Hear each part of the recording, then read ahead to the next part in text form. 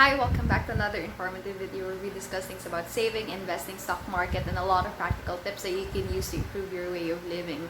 One of the things that I really enjoy the most would be reading books. Sabi ko nga, pagtanda ko, feeling ko hindi ako maboboard kapag nag-retired ako. Kasi as long as marami pang libro or marami pang pwedeng mabasa, siguro hindi ako maboboard. Because I can read 2 books in one sitting. Ganun ako katindi magbasa ng libro at hindi ako na papagod or hindi ako naboboard at all. So, I wanna share the top 3 books that really changed the way I think about life. Marami pa ako actually gustong books na i-share na maganda. Pero sabi ko, 3 muna. 3 muna kasi may meeting na ako after. So, these are the books that I'll be sharing with you. 3 lang muna. Marami pa akong gusto sabihin pero I'll save it for another video. One of the things that I kept on blabbering about in this channel would be this book. Alam nyo, hindi siya mahirap intindihin. This is like the updated version eh. I think this is, ano bang year to? I'm pretty sure this is the updated version because I came across the first publish of Robert Kiyosaki's Rich Dad, Poor Dad. Manipis lang yun eh. But this one, you can write your notes. So just a quick background. This is one of the top-selling books of all time that talks about finances. Meron pang isa eh, which is The Richest Man in Babylon, pero ang hirap makakuha nun eh. So, wag ka nang bumili ng book sa National, mahirapan ka rin kumuha or sa book sale. Mag-download ka na lang ng PDF. Pero ang swerte ko kasi, yung co-work ko na nagde-networking, meron siyang ganong book. So, ayan. This really changed the game with how I think of the corporate world and business. This is very realistic. Alam mo yon? Kasi, maybe comparing it to what we have right now, mahirap talaga yung real estate gaming right now eh. Pero kasi siya, siguro nung mga unang panahon, si Robert Kiyosaki, he found that sweet spot on how he can manage or acquire real estate properties. And nung unang panahon, hindi naman talaga ganun kadali hindi naman talaga ganun kahirap kumpara natin ngayon at kung i-apply natin dito. I really like the idea of him talking about the rat race when the best way for you to really become a successful person in this world would be for you to get out of the rat race, which is yun nga yung sa corporate world na kwento niya dito kung paano niya ginawang mabilis for him para makatakas sa rat race. Ang dami niyang pinuntahang companies that would beef up his portfolio and his parang outlook in life in terms of sales because Robert Kiyosaki in this book is actually a salesman and nag-wonder siya bakit yung tatay niya na teacher, professor, mahirap kasi hindi niya nabibigay yung mga gusto niya sa buhay. And then this friend of his na naging successful rin sila parehas towards the end. Yung tatay noon hindi nakapagtapos pero sobrang yaman. Parang the father of his friend is a businessman doon sa village nila, doon sa community nila at yung father nun yung pinakamayaman. Yun yung nagturo sa kanila kung papaano. And I really enjoyed reading this book because it's easy to understand. I mean, yung words niya hindi malalim compared to the other books that I have. That's why these are the 3 books that I recommend. Kasi mas madali for beginners na magbasa ng mga gantong books. And I really enjoy this, guys. Madami pa ako nabasang libro ni Robert Kiyosaki, but this is my favorite kasi parang it sums up what we are currently experiencing. And kahit na 20 years na to, ano ba to, 20 years pa? Yeah, 20 years na to, it still makes sense. Kasi lahat pa rin tayo umaasa sa corporate job. But then how do we get out of our corporate job and start a new life or start a business of our own that can actually grow ng exponential, right? Kasi most of the time, people think na nandun lang sila, nakastuck lang sila sa corporate world without them thinking there's a way out. If you earn much, if you live within your means, at hindi ka nag-splurge sa mga magagastos na bagay, then you'll be able to get out of the rat race faster. So yun, that's the first book. And then second, The Subtle Art of Not Giving Up. Yan. This is actually a book recommendation from 4 years ago. Nabasa ko yung PDF nito. Parang hanggang ganito lang nabasa kong PDF kasi may bayad na. na ano to, nag-boom talaga to, but then it's only last 2018 or 2019 na niregalo to sa akin nung Christmas, para, ayan, mabasa ko na yung buo niya. To be honest, etong book na to, it's also good read. Pero comparing sa ibang books about businesses, syempre, konti lang yung business aspect nito. But then, the good thing about Mark Manson is that he's just being real. Siya yung sa generation natin, I would say, na tito levels na sasabihin niya talaga kung ano yung tingin niya na okay. So basically, this book talks about how you should just choose your battles and you should be diverting your energy on more important stuff and to not give an F to what everyone is saying. Kasi, sa totoo lang, ito yung utak mo, iniisip na ito yung mga sinasabi ng tao or ito yung mga iniisip ng tao about you. But if you actually look at a person, tuldok lang or napakaliit na percentage lang yung pake niya sa'yo. So, why are you giving a lot of time thinking of what others would say when kung ititignan mo yung utak niya, napakaliit lang ng porsyento ng pag-iisip niya sa'yo. So, you see, you just have to choose your battles and then you should not give an F to everyone or to anyone that thinks badly of you. Kasi, kung iisipin mo, bakit mo ilalaan yung energy mo dun sa tao na yun when in fact, wala naman talaga siyang pake sa'yo. I think, I'm gonna quote that properly. Life isn't meant to go your way all the time, and that's okay.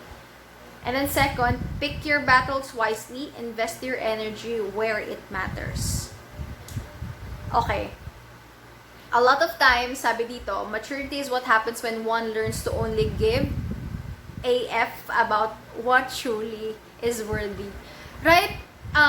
The reason why I really enjoy this is because parang it hits my personality so bad. Kasi ganun ako before, and lalo na nag-corporate world ako, mahirap negotiate, especially kung babae ka rin. And it's hard to get things your way because una sa lahat, babae ka. And I tend to think of what others would say. And this book pretty much helped me. Wala na akong pake. If I wanna do online selling or if I wanna share a post, I just don't really give an F to what others are saying. I just do it because at the end of the day, ano bang pake mo? At the end of the day, buhay ko naman to. And as long as I'm doing it parang positively and wala naman ako naapektuhan, and then I'll just do it, right? So, that's why I like this book. Akala ko before hype lang siya, but when I first read the first 1 to 2 chapters of this book, di ko talaga siya nagustuhan. But towards the end, yung mga paganyan na, shocks, naaano na ako talaga, natutuwa na ako sa kanya. It talks about failure, it talks about self-awareness, and yung mga bagay at yung mga kino-quote niya na experiences, super relatable. But I'm not saying this is one of the best, but it will really change the way you think about life and about yourself. Lalo na kung katulad kitang self-doubter, great worrier, overthinker, this book is for you. Okay din to. Next and last, ito, Diyos ko, mga 5 times ko na ata itong nabasa kasi favorite ko talaga si Osha. I have a lot of Osha books there. Sa taas, meron akong 5 Osha books, pero ito talaga favorite ko. Maturity. Ayan. Osha is one of the best known and most provocative spiritual teachers of the 20th century. He captured the attention of young people from the West who wanted to experience meditation and transformation.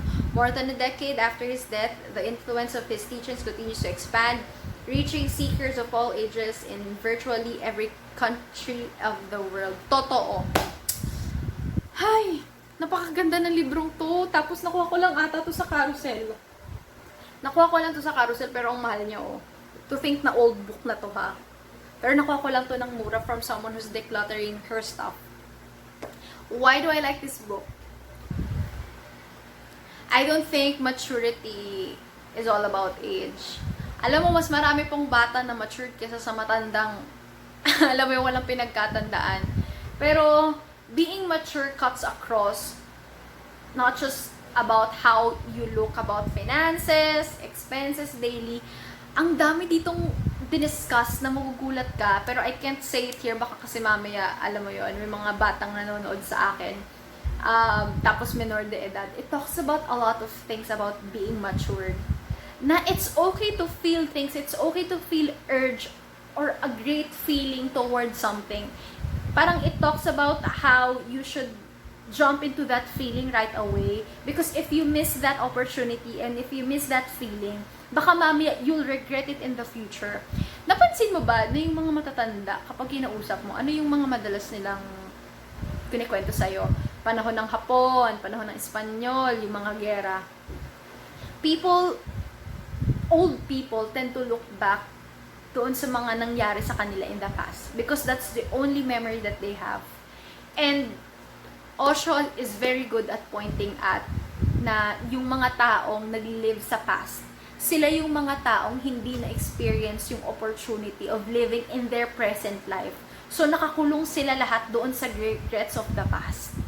So, kunyari kung nakapag-usap ka sa matanda and you feel like this person is very vibrant, very positive yung outlook sa life, optimistic, despite the fact na matanda na siya, nearing na siya, that is called maturity. Yun na yung maturity na parang wala kang ginawang regrets. If you feel that you wanna eat today, if you feel like you wanna party today, if you feel like you wanna go out, whatever you're feeling at the moment, do it. Because there will come a time that you won't be able to experience those things because nearing ka na. But when you only reach that point, you will say that you have grown so much because you are no longer looking at those things because you never missed anything. You're just looking back, balik tanaw lang, pero you're already living in the present, that wala kang regrets. And that's what I'm trying to live right now. Because of the pandemic, marami talagang mga bagay-bagay na hindi nangyari, uncontrollable. I hope buhay pa si Osha para masabi niya yung mga ganong bagay ngayon. Pero unfortunately, ganun na. So if there's something that you wanna do right now, even it's a crazy stuff, as long as hindi ka naman, hindi mo naman ipapahamak yung sarili mo ngayong pandemic, do it. Ito! I feel like, even though there's just a small percentage of people watching these videos, I feel like after 10 years, I'll be proud of myself because yung urge na gusto kong gumawa ng content, napagbigyan ko yung sarili ko. And even though it won't grow to the extent that I want it to, at least I was able to try, and I'll be able to tell my future self, maybe if I'm 70 or 80 years old, you know what? A long time ago, I was able to be a content creator, but yeah, it did not flourish, but still I was able to do it, and I have no regrets because the urge that I have right now, I was able to fulfill, and I'm happy doing it. If there's something that you wanna do, kahit online selling man yan, or may bagay ka na gusto, take full responsibility of that feeling. Kasi, baka mamaya in the future, you'll regret na nawala na yung time sa'yo na yon. And then, pagtanda mo, biglang hinanap mo siya. Kunyari, ang ganda nito ha, it was well explained in this book, kaya basahin nyo to. Alam nyo yun, na parang, bakit yung mga lalaki ng bababae, it was discussed here. Bakit yung mga lalaki ng bababae, but why do they look for affection ng matanda na sila? Sa katawan daw talaga ng lalaki, ganun talaga yung urge. But more of they are fulfilling what they have missed in the past. Because of society norms na bawal mo tong gawin, bawal premarital sex, bawal ganito. But it's the urge of the body. Yun yung nature ng katawan na habang bata ka talagang hinahanap mo yon. Pero dahil you were not able to fulfill that, nung lumaki ka, doon mo siya hinahanap. Bigla ka tuloy bumalik sa pagkabata mo.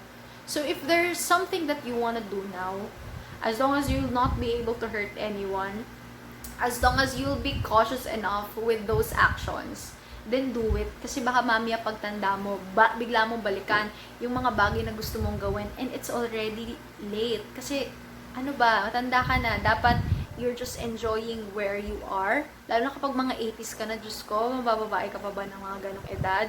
Yun, there's a lot of things discussed in this book na hindi ko makwento dito, pero basahin nyo na lang, and it will really change your life. Again, the responsibility of being oneself.